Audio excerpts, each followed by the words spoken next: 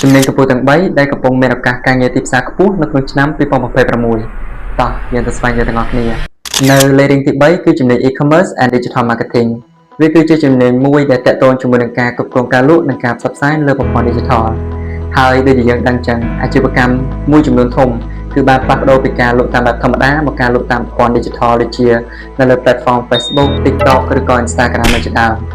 ហើយក្រុមហ៊ុនត្រូវការអ្នកដែលមានជំនាញនៅក្នុងការគ្រប់គ្រង page ការបង្កើតមាតិកាហើយបើអ្នកចេះជំនាញទាំងអស់នេះអ្នកនឹងក្លាយជាបុគ្គលិកដែលក្រុមហ៊ុនផ្នែកលក់ត្រូវការបំផុត Leading ទី2នេះគឺ AI and Data Analysis អ្នកជំនាញផ្នែកនេះភាគច្រើនគេប្រើប្រាស់ក្បួនគណិតវិទ្យានិងការវិភាគទៅលើទិន្នន័យហើយក្រុមហ៊ុនឥឡូវគេត្រូវការអ្នកដែលចេះជំនាញផ្នែក AI ឬក៏បញ្ញាសិប្បនិម្មិតដើម្បីបង្កើនប្រសិទ្ធភាពការងារនិងធ្វើឲ្យក្រុមហ៊ុនរបស់ពួកគេទទួលបានផលចំណេញច្រើនជាងមុនហើយជំនាញនេះកំពុងតែមានឱកាសការងារខ្លាំងនិងទទួលបានប្រាក់ខែល្អផងដែរ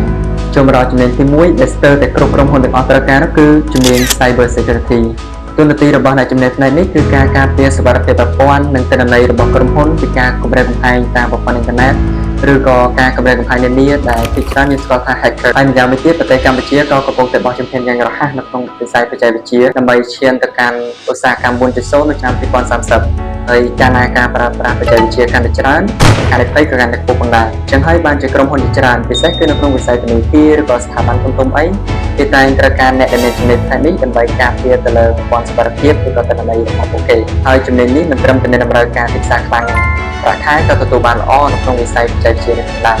ចុះអ្នកទាំងអស់គ្នាវិញចាប់អារម្មណ៍ទៅលើជំនាញនេះណាកុំភ្លេច comment នៅខាងក្រោមហើយយើងនឹងជួបគ្នានៅក្នុងវីដេអូបន្ត